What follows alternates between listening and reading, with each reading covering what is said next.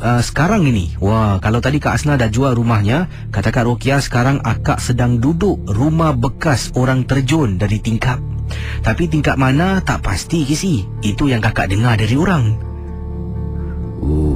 Mula kakak tak tahu, tapi anak punya kawan yang bilang, rumah engkau ni, kau tahu tak, bekas orang terjun diri dari tingkap.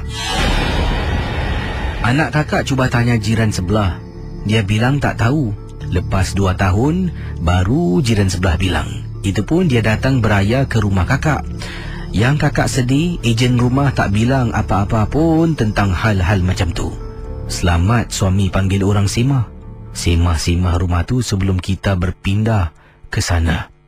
Kalau suami tak semah rumah tu kita terus pindah, mungkin ada banyak gangguan, kata Kak Rukiah lah. Baru-baru pindah, kakak dengan anak-anak selalu nampak bayang-bayang hitam.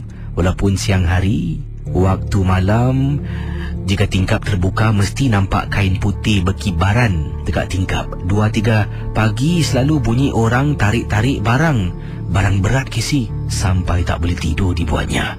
Dari Kak Rukiah.